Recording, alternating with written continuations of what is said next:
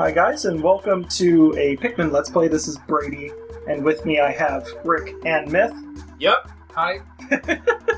I'm still stiff as a board when it comes to intros, but it's okay. We're gonna do this. It's appropriate because look at all this plant life. Hey! We should Like wood board. started talking in reverse, so I'm Rik and you're Brady. Myth. Fuck it.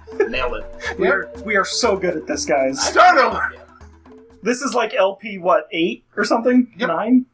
8. Well, if you count all of the individual X games. Look, on my hard drive, it's LP008.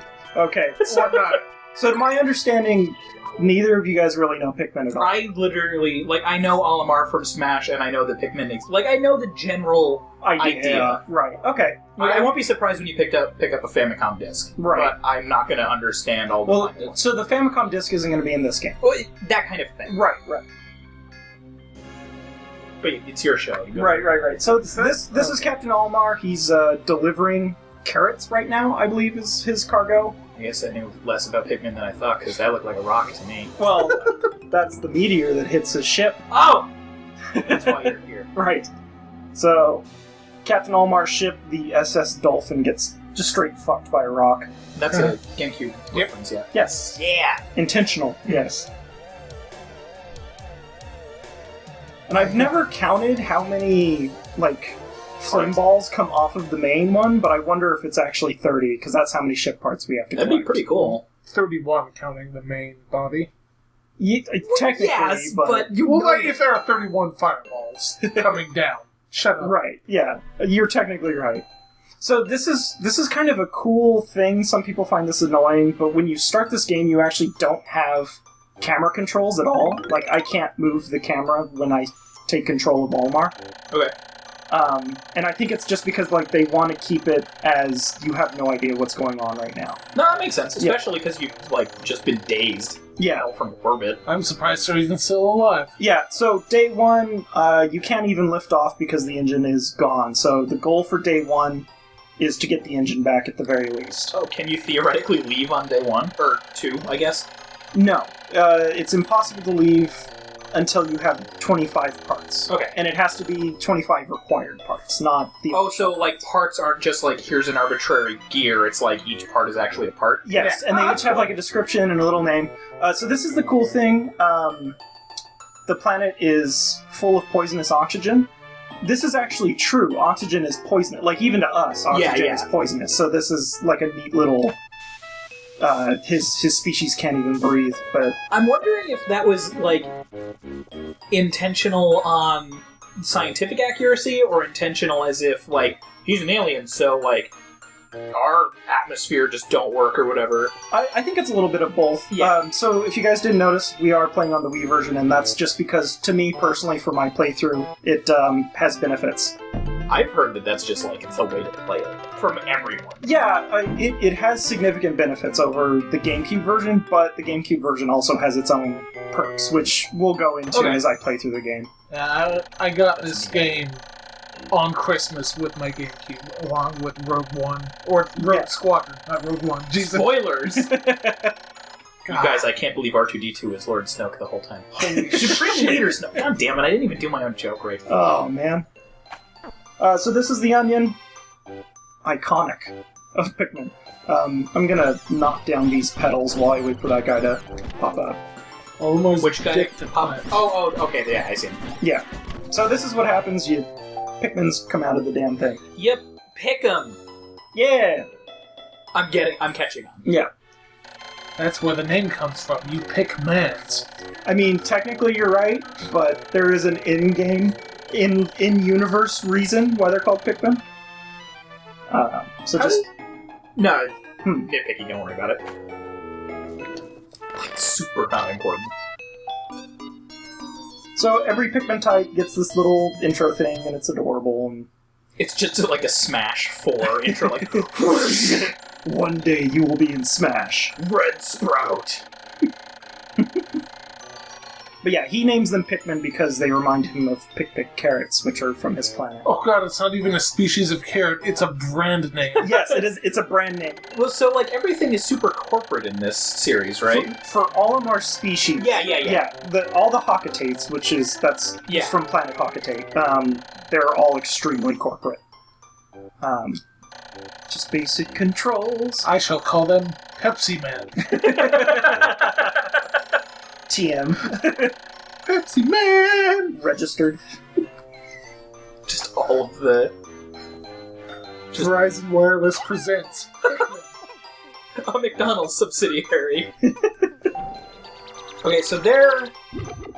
I picked a pellet. Pellet, thank you. Yeah, they're pellets. That's always driven me nuts. Like, the very first time I ever saw them was in, I think, the Melee trophy? And just, like, they're bottle caps. And it drives me crazy that they're not, like, called caps, at least. Yeah. Like, how does this plant grow with a number? But yeah. do you want to go into the numbers at all, or do you want to wait until a little later? Well, I think it works out today, because you see a couple of different numbers. But so basically, the number denotes how many Pikmin you get out of it. If the pellet color is the same color as the Pikmin that... or as the same onion that it goes into, you get a bonus. And it's not always double. So for red, or for like ones, it's double. So if a red Pikmin takes that one in, it'll get 2 sprouts. But if it's a 5, I think you only get... I think you get 2 extra. Yeah, I think it's 7. Okay.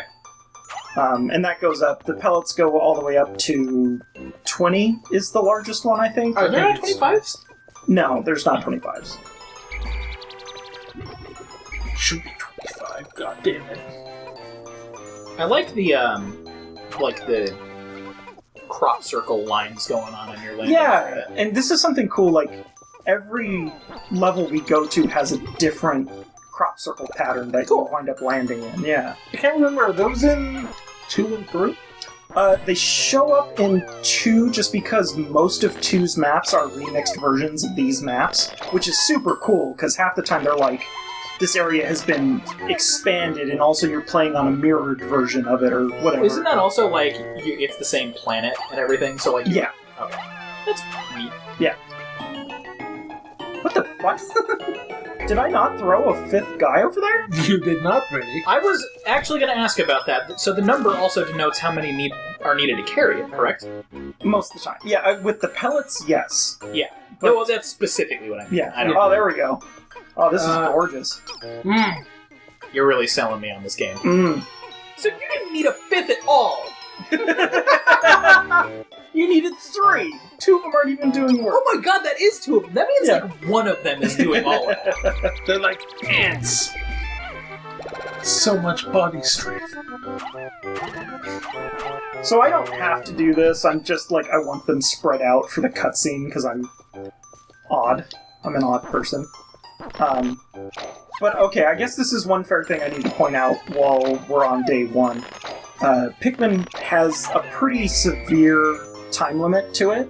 Not only in you need to collect 30 spaceship parts within 30 days or you die, but every day itself is a day cycle. Yeah. So there's a morning, noon, and evening. So today is the only day that doesn't have that, so I'm taking it slow just so we can talk about stuff, because once I hit day 2, I hit the ground running, especially day 2. Right.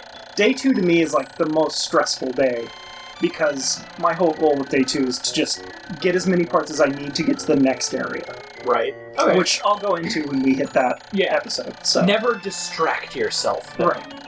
So this is just more controls stuff. I know this game inside and out, so I'm... That's fine. Personally, I don't care about any of that. Yeah. Like, I'm just interested in, like, I'm not the one playing it, and I'm probably not ever going to. Not for lack of interest, it's just not really my type of game. Yeah. So I'm much more interested in, like, strategies and lore and stuff like that. I found, like, the 30-day time limit to be too stressful as a kid. I'm just a sensitive babby and wouldn't want any of my Pikmin to die ever, and they would die immediately, and I would just quit right away. That's something I learned like with my first couple of playthroughs, because this is something I've played so many times. I think you got that bug again on that 10. No, it's fine. No, yeah, it's fine. Is like you learn that Pikmin are going to die, and it's actually kind of an interesting, like, I think that was Miyamoto's intention with this game. I'm sure to it show was. you that nature is cruel, but you keep moving forward. Yeah, and I can't do that. Yeah, so it's not my type of game. I understand that completely. Like, as long as you're not naming all individual Pikmin, like, I think you'll be okay. Now, we're doing live commentary for this episode. Yes. But from the next one on, it's all going to be post-commentary, just so Brady isn't distracted. Yeah, because, like, once I hit day 2, I'm off like a rocket. Like, I need to get everything done as quickly as No, but possible. the rocket's broken. Right. Well, he doesn't go very far. He just sputters and Just explodes. for one day. Okay, that makes sense. So this is kind of an interesting thing that he just brought up, is if Pikmin aren't in my control, they, like, turn this white color. And then when you bring them back, they're, like, vibrant color again. Is that mostly just for, like, visual recognition? Yeah, like, in this game, it was mainly just so, like, you know these guys aren't under your control. Right. I feel like they tone that down quite a bit. I've actually legitimately never seen or heard of that. So. Yeah, I think, like, in Pikmin 2, it's much less noticeable, and then in Pikmin 3, I don't think it happens at all. Well, what do the white ones do? Because the white ones are in this, right? That's not a 2. No, the white ones aren't in 1. Oh, they're not? No. Oh, okay. They're in 2. Ha, yes. So there's just the 4 types then? Because the purple ones are in this one, right? No, 3. Oh, it is just... Yeah. Pikmin 1 Oh, is, okay. Pikmin 1 is like the holy trinity. It's the primary colors. Okay. So, I think there's kind of purple ones later on, but not really. we'll get into that when we get there. But so Zest. this is the engine. Yay! How will you get it back to the? I don't know. Probably the Pikmin. Yeah, like all the slave labor you have going on. Jesus, you can't say that out loud. I mean, it seems like they're fine with it. I Yeah. don't think that counts as slavery. So that's kind of an interesting thing, is the relationship between Olimar and the Pikmin himself, because a lot of people do take it as like Olimar's this heartless being that just like throws these Pikmin into the mouth of monsters. Oh, yeah, okay. Yeah, and like he doesn't have any appreciation for him at all. That's not what I've been gathering from the dialogue I've been skimming. Yeah, so I mean, well, this is kind of a like out of game thing, but like when this game came out, Nintendo actually started a band that did a song from the perspective of the Pikmin. And it's kind of heartbreaking when you like listen to the lyrics or you read the lyrics of the Japanese song. You won't get too attached to them. You don't need to worry about it. Have this song. Well, okay, so here's the thing: like you read the lyrics of this song, and it's like you're kind of down because they're talking about how they're willing to sacrifice themselves for Olimar, and you're like, this is really sad. Well, in Pikmin 2, Nintendo brought the band back and they did another song, and it's from the perspective of Olimar and how he's sorrowful that he has to give them up to save himself, basically. Yeah, I can't play Pikmin. So it's interesting. You're not changing my mind on I'm that. not trying to change You're making your it mind. worse. I'm just saying, like, they have this mutual respect and also sadness to them that they have to do this kind of relationship. Yeah. So after you get the engine, day 1's over. It automatically. I had no choice in that matter. Okay. So one thing you guys are going to notice when we get to day 2 is those 25 Pikmin I have are going to be flowered. Right. Which is their like highest power state, and that's just because, for the sake of me getting through stuff as I want, I did another playthrough of this where I waited for those Pikmin to flower in the ground. So like Pikmin are like plants. Okay, so like you didn't do anything cheap. You just did this exactly. I except did- you idled one. Yes. Okay. It's like it takes like an hour to get all 25 Pikmin to flower on the first day. Fuck that. So On the first stage. Yeah. It's much quicker after this. So this is Olimar. He's like, hey, I lifted off, and what the hell? The Pikmin followed me. He didn't even know the onion could fly. So this is kind of the start of the lore. The kind of neat thing about this game, and I'm sorry if I'm dragging this episode out a little long, but depending on what you do throughout your day, changes the journal entry at the end of the day. That's cool. I like that kind of thing. So, like, in our playthrough, we're not going to see all of the interesting journals. I'll probably find a rip and put them into the forum post. Right. Probably at the end. Yeah. So there isn't any spoilers. So this is just him kind of recapping what we have to do, like the full objective of the game. Find 29 parts within 29 days. And the next area that he sees is the Forest of Hope, as he's naming it, just because he's trying to lift his own spirits. And, oh shit, I just had a question. Well, first of all, there's, like, gaping holes in it. How is he not just dying these days? Because he's in a spacesuit. He's in his suit the entire time. He has life support systems that last 30 days. Okay, so the life support is explicitly his suit. Yes, Yeah, they state this. Oh, yeah, okay. Like, that's in-game lore. And then, so second, the actual question is, so each individual stage is a completely different portion of, like, this overworld. Yeah, actually, I'll show you that right now. Okay. So, when you get enough parts, your ship is able to go to a farther distance.